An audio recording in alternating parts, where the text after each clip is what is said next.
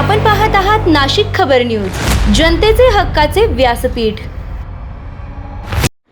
आपले नाशिक हरित नाशिक या मोहिमेअंतर्गत पंचवटी परिसरातील तब्बल 7 एकर जागेत सुमारे 2000 वृक्षांची लागवड करून हिरवागार नंदनवन फुलवण्यात आलाय। या विकसित हरित क्षेत्राची पाहणी राज्याचे कुंभमेळा मंत्री गिरीश महाजन यांनी आज केली।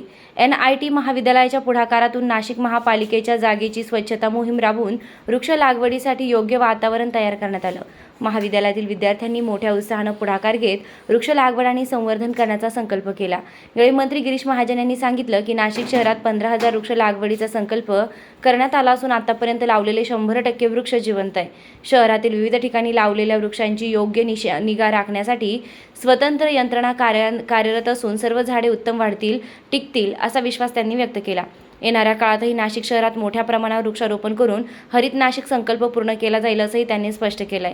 तसेच उद्यान विभागाच्या कामकाजाबद्दल समाधान व्यक्त करण्यात आलं। दरम्यान मंत्री गिरीश महाजन यांनी म्हसरूळ येथील प्राचीन व ऐतिहासिक वारसा असलेल्या सीताकुंडाचीही पाहणी केली। सीताकुंड परिसराची स्वच्छता, दुरुस्ती आणि आवश्यक सुधारणा करण्यासाठी बांधकाम करण्याचे निर्देश त्यांनी जिल्हाधिकारी व महापालिका आयुक्तांना दिले। या पाहणी दौऱ्यावेळी महापौर हिमगौरी आडके आहेर, जिल्हाधिकारी आयुष प्रसाद, महापालिका आयुक्त मनीषा खत्री, सुरेश अण्णाजी पाटील, निलेश बोरा, नगरसेवक धनंजय माने, बापू पिंगळे, स्वप्नील नन्नावरे, नगरसेविका जुई शिंदे तसेच इतर मान्यवर उपस्थित होते।